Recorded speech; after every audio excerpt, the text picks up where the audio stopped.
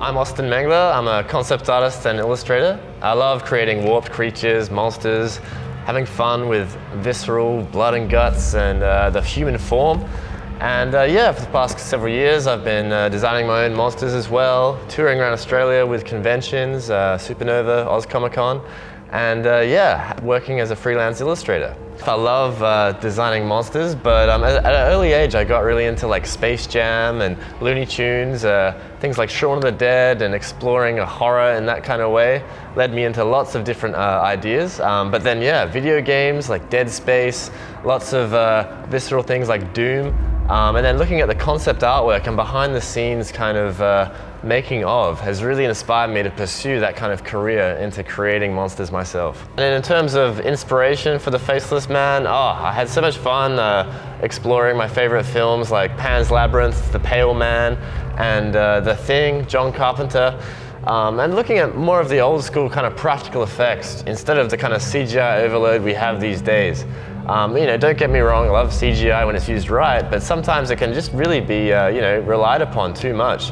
Whereas, you know, the kind of the heart and the real passion of film kind of like, you know, really goes towards practical effects sometimes. I'm really excited to see how the Faceless Man will affect all the characters of the film. It's, you know, quite a gradual development throughout the movie, and we get little glimpses of it here and there, but it's going to be interesting to see the kind of ramifications of those kind of interactions, as well as, you know, what it means for the future of those characters. Reading through the script, it was so exciting, like what was going to happen next, and seeing where the kind of script went.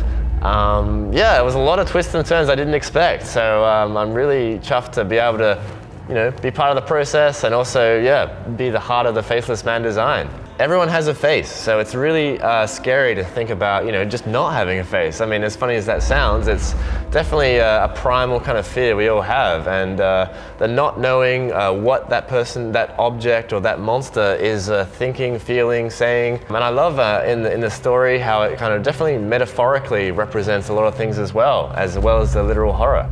Thanks so much for checking out my work, guys. Really appreciate any support.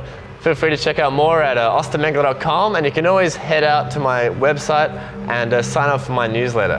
I'm very active on Instagram these days, but check out Facebook and all the stuff on YouTube.